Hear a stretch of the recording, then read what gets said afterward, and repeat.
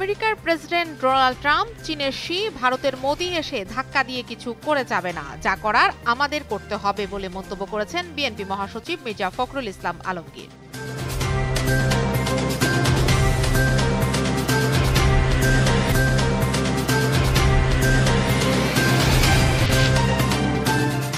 জাতীয় নাগরিক পার্টির আহ্বায়ক নাহিদ ইসলাম বলেছেন, জুলাই গণ অভ্যুত্থান যেন কোনোভাবেই ব্যর্থ না হয়। তিনি আরো বলেন, জনগণের মধ্যে যে আকাঙ্ক্ষা তৈরি হয়েছে তা অবশ্যই পূরণ করতে হবে। জাতীয় সংসদের এলজি হলে জাতীয় ঐকমত্য কমিশনের সঙ্গে সংলাপের সূচনা বক্তব্যে এসব কথা বলেন তিনি।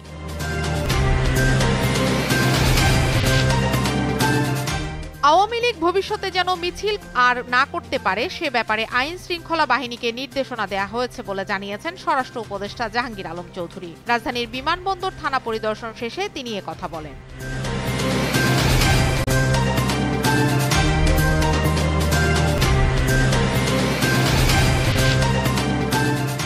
পশ্চিম আফ্রিকার দেশ নাইজেরিয়ার মধ্যাঞ্চলীয় প্রদেশ প্লাতিউর জাইক অঞ্চলে বন্দুকধারী লুটেরাদের হামলায় অন্তত ৪০ জন নিহত হয়েছেন। হামলাকারীদের সবাই মুসলিম এবং হামলার শিকারদের সবাই খ্রিস্টান ধর্মাবলম্বী ও পেশায় কৃষক।